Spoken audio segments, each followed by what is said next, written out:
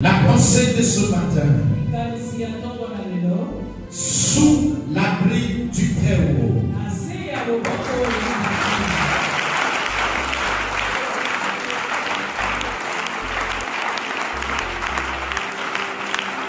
Sous l'abri du Très-Haut est notre pensée du jour.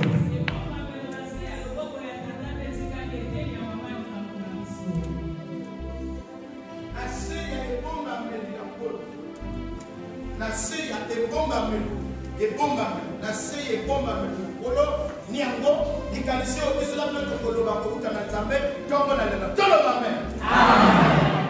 C'est de ça que nous allons parler ce matin.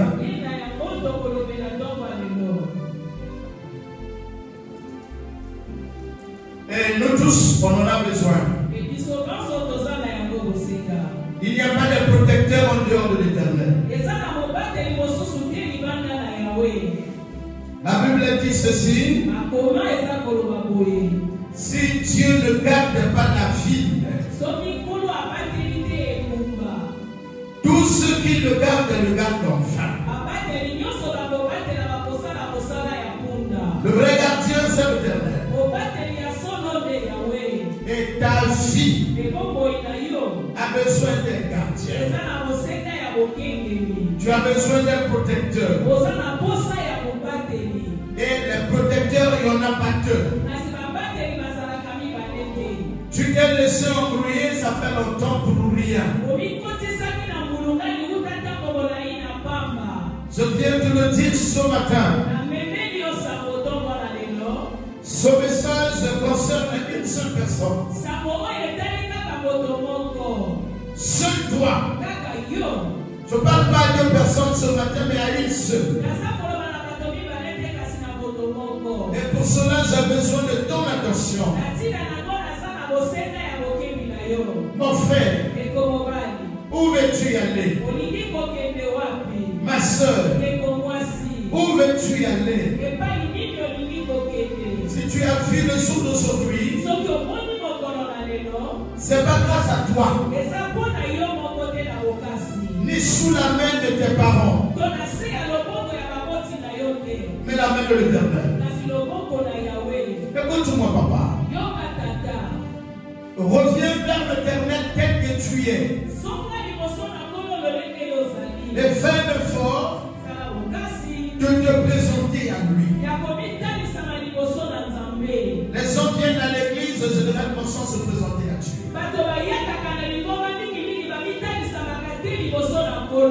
Quand tu viens à l'église, Dieu doit remarquer ta sensation selon le tas de ton être. Lève-toi en valise, s'il te plaît. Genèse, chapitre 3. Nous allons prendre le verset 8 à 9. Genèse, chapitre 3. Nous allons prendre le verset 8 à 9, s'il vous plaît. Parole de Dieu. Dans le livre de Genèse, chapitre 3, le verset 8 à 9, je lis au nom de Jésus. Alors ils entendirent la voix de l'Éternel Dieu, qui parcourait le jardin vers le soir, et l'homme et sa femme se cachèrent l'un de la face de l'Éternel Dieu au milieu des arbres du jardin. Mais l'Éternel Dieu appela l'homme et lui dit: où es-tu? Amen.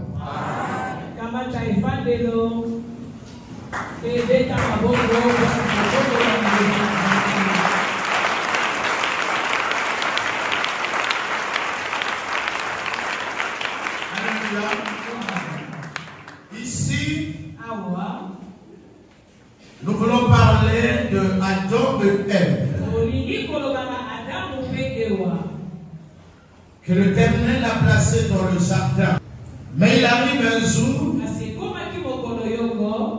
ils ont péché devant l'Éternel. Lorsqu'ils ont péché, en eux-mêmes, ils se sont dit: allons-y se cacher devant la face de l'Éternel. Parce qu'ils avaient compris qu'ils avaient commis. Ils sont allés se cacher. Écoutez ceci. Lorsque l'Éternel arrive,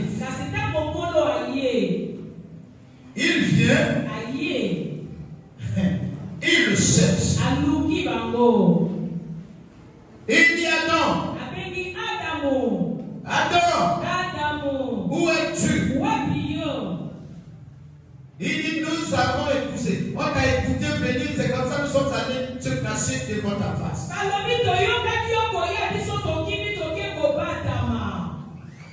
Je veux te parler de ça. Vous qui pressez, n'allez jamais dire au son que comment Dieu, lui qui est Dieu, qui vient, il n'a pas su là où se trouvait Adam et Ève.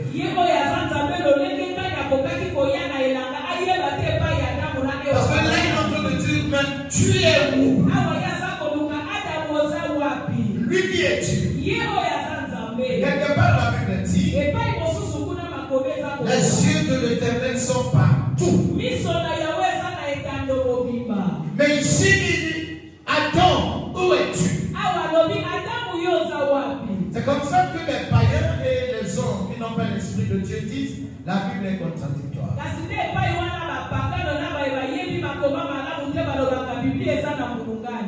À chaque fois que l'Éternel venait dans le jardin, depuis sa demeure,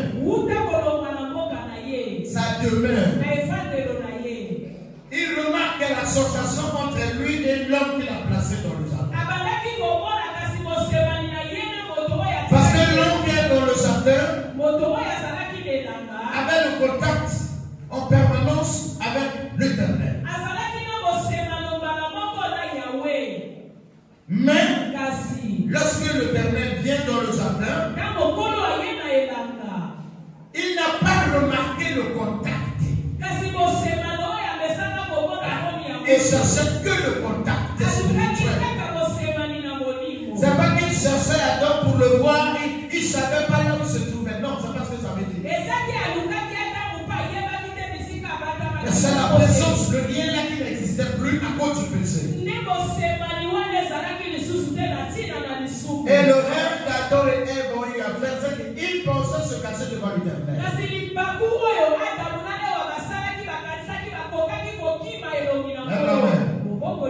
C'est comme toi.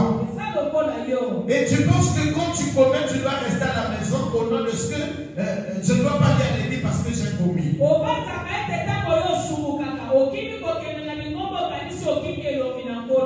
peut se cacher devant tout le monde, mais pas devant l'Éternel. Dieu te voit, mais seulement tu perds la grâce de son esprit en toi.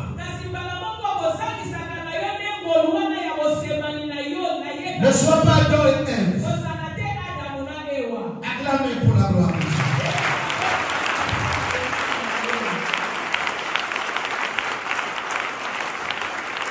Amen. Tu dois faire un effort. Même quand tu commets, reviens vers l'Éternel. Viens te trahir. Dis le Seigneur, traite-moi comme tu veux. Comme l'enfant prodige qui avait désobéi, qui avait commis. Quand il est rentré en lui-même, il va prendre la décision de revenir vers son père. Il dit, papa, traite-moi comme tu veux. J'ai commis, j'ai mal fait, je t'ai trahi, je t'ai humilié. Je sais que tu es mon père. Moi, je demeure ton enfant. Mais voici, papa. Traite-moi comme tu veux. Revenir vers le Père, c'est chercher à rétablir le contact spirituel. Ne va pas te cacher. Se cacher veut dire quoi? Lorsque ta conscience te rappelle que tu as commis, et toi, tu endurcis ton cœur pour ne pas faire ta confession sincère. Ça, c'est ne se cacher devant l'Éternel. Tu parles, tu peux prier, tu viens à l'église, plus sous la grâce d'être exaucé. Non. Parce que toi-même tu t'es caché. Sois courageux. Sois sincère. T'as le vers l'éternel. Ce n'est pas les gens qui dorment quand je prêche, c'est une façon de m'insurer. Donc, je vous respecte, respectez mon travail. Ça, c'est mon travail. Quand on vient ici, là, ça, là, c'est mon bureau. Et si tu as sommeil, puisque nous la sinon, supportez maintenant le banaillon. Papa, t'aide-moi et je te laisse vivre. On ne dort pas avec moi, on ne dort pas. C'est pas vrai ça. C'est pas vrai. Parce qu'il y a des sorciers qui dorment dans l'église qui commencent à envoûter les autres. Donc si tu dors, c'est toi le sorcier. On acclame.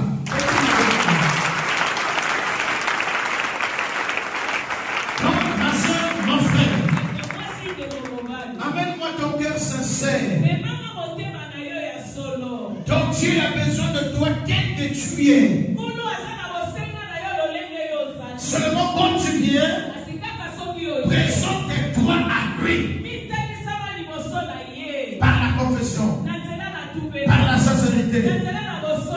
Ne fuis pas ton Dieu parce que tu as commis.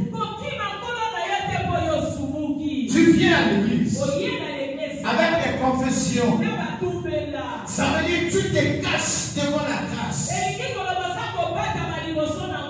Même si on te pose la main, tu ne gagneras rien. Même si 1000 pasteurs te posent la main, tu ne gagneras rien. Quand tu quittes ta maison pour venir à l'église, mais c'est pour venir te présenter à l'Éternel. On ne se présente pas à Dieu avec ce corps-là. Qui est là? Tu es là avec moi? C'est pas avec ce corps-là qu'on se présente à Dieu. En esprit. Mais si son esprit, c'est donc le cœur. Si c'est le cœur, c'est qu'on doit être sincère. Pas sincère à moi, mais à ton Dieu qui connaît là où tu étais. Il connaît là où tu étais. Ma soeur, tu es souvent taxé de sorcière. De sorcier, papa. Tu connais la qualité des rêves que toi tu fais. Pourquoi tu fais semblant? Il doit certainement avoir quelque chose dans ton sang que tu ne connais pas. Ou dans ton nom. Tu peux être héritier ou héritière de plusieurs esprits. Et quand ça se manifeste, puisque tu es ignorant, tu ne connais pas, mais il y a des gens qui le comprennent. Ne va pas te casser. Reviens vers ton Créateur. Il t'aime tel que tu es. Mais il n'aime pas la qualité de cœur que tu as. Acclamez le roi. Regarde, s'il vous plaît. Alléluia. Attention. C'est pas tout de venir à l'église. Il faut que celui qui vient à l'église se présente à Dieu. C'est quelqu'un qui est ici, quitte sa maison, va à l'hôpital de Thierry qui est là à Kumula. Tu vas là-bas, tu t'assois sur les bancs à l'accueil avec ta maladie. L'hôpital ne va pas te guérir. Il te faut se présenter à un docteur. Et tu exposes le problème que tu as. Et si le docteur dit, déshabille-toi, homme ou femme, déshabille-toi, on vient de chercher la solution comme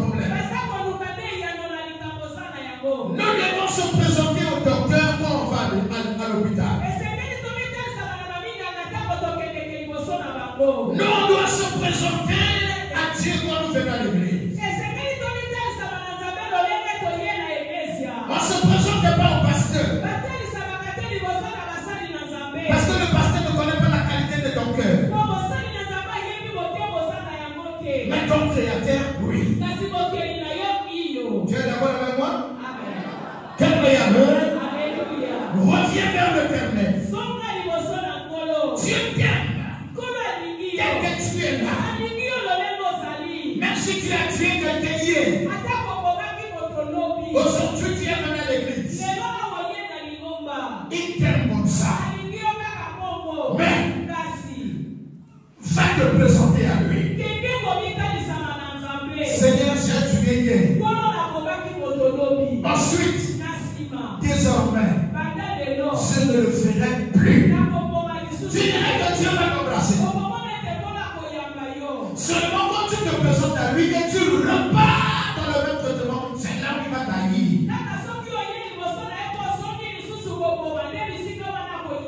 Viens papa. Viens maman. Dieu t'aime. Tu as commis hier. Tu as mal fait devant l'éternel. Comme Adam le aime. Ne va pas t'engager comme eux. Parce que après Adam et Ève, ils ont fini par dire la vérité de ce qui s'était passé. Je veux que tu sois véridique. Je veux que tu te présentes à Dieu à chaque fois que tu viens à l'église. Un pasteur peut te regarder comme ça, mais n'a pas la solution pour ton problème. Mais Dieu, si tu te présentes à lui de tout ton cœur, il va t'aider. Il peut même te prendre en charge des problèmes que tu n'as pas mis en prière. C'est pas toi de choisir la qualité des péchés. Péché égale péché. Donc tu se trouves à la maison même avec tes enfants, ton mari, ta femme. S'il te plaît, reviens. Il a besoin de toi. Où veux-tu aller? Qui t'a dit quand tu sais un peu sécurisé? Qui te l'a dit? Qui t'a dit qu'un magicien peut te protéger? Alors pourquoi veux-tu t'embrouiller? Où veux-tu aller?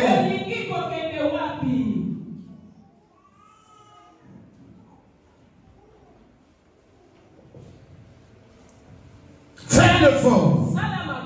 Reviens. Lève la main. Qui m'a écouté là? Est-ce qu'il y a quelqu'un qui m'a bien compris? Il y a quelqu'un qui m'a bien compris de quoi je parle ici là? C'est fini papa. Viens de tout ton cœur. Ce monde a un propriétaire.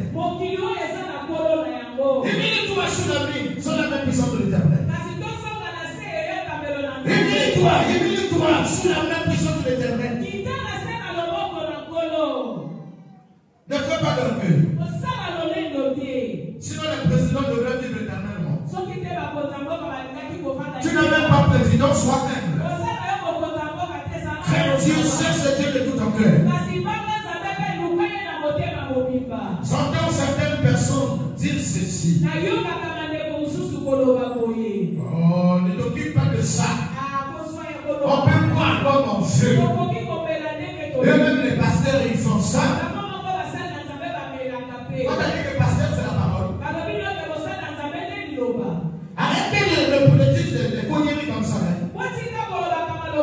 Oh, quand se louait un tel, on avait un pasteur, il changeait les femmes comme des amis. On a dit que le pasteur, c'est la parole.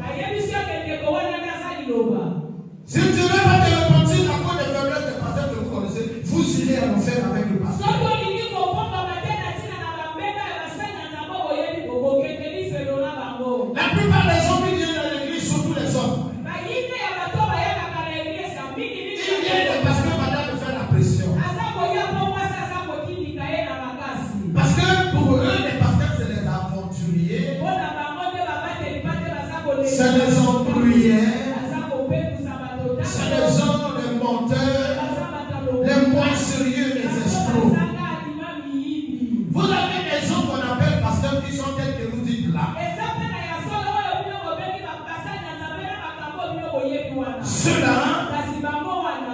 attention aux gens selon leur titre. Il y a des gens qui savent leur mission. Imagine-toi, si un homme de Dieu, comme moi comme ça, qu'on peut solliciter de prier pour un pays. C'est-à-dire, on me sollicite pour prier pour un pays. Que faut-tu par rapport à un pays? Alors, quand je viens ici, moi je dois trembler devant toi parce que tu es X et Y. Même si tu as des voitures, je suis à pied, tu deviens mon enfant. Je suis court, tu es plus élancé que moi, tu es mon enfant. En esprit, je fais attention à toi. Toi, tu ne fais pas attention à moi. J'ai blâmé tout à l'heure, c'est une façon de faire attention à ton esprit. Quelques intentions, c'est une façon de faire attention à ton esprit. Tu n'es pas au courant de ce qu'on prépare contre toi, mais moi je suis averti. Alléluia. Alléluia. Donc je sais ce que je fais. Ta vie vaut plus que tes besoins. Ta vie vaut plus que tes besoins. Ta vie vaut plus que le rang social que tu occupes aujourd'hui. Moi je fais attention à ta vie. Donc s'il te plaît, il y a des pasteurs que vous qualifiez comme ça, mais il y en a que vous devez vous humilier. Le temps que nous traversons là, on peut trouver les membres du gouvernement du monde entier. Ils ne sont pas au courant. Alléluia. Ça fait des années, je vois depuis 2000. Le monde de formation parlait de ordre, nouvel ordre mondial.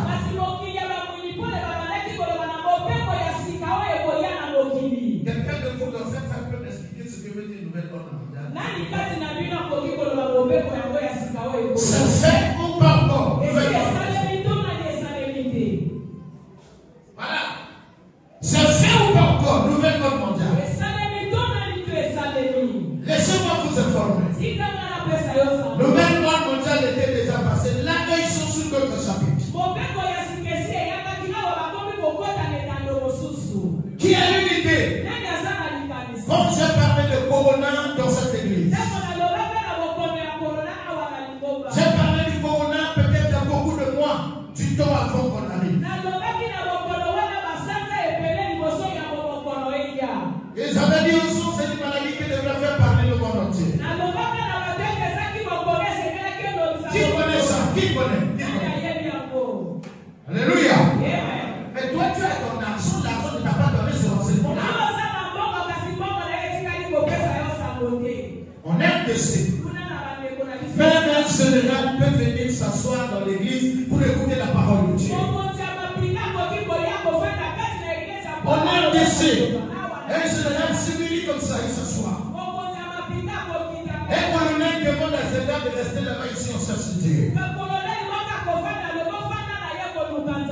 Je connais un autre général qui était un frère, qui était colonel, élevé général. De sa nomination, il est venu à l'église en tenue. Quand il est rentré, il va se mettre il prend le micro. Général, il s'est mis à courir le jour là, il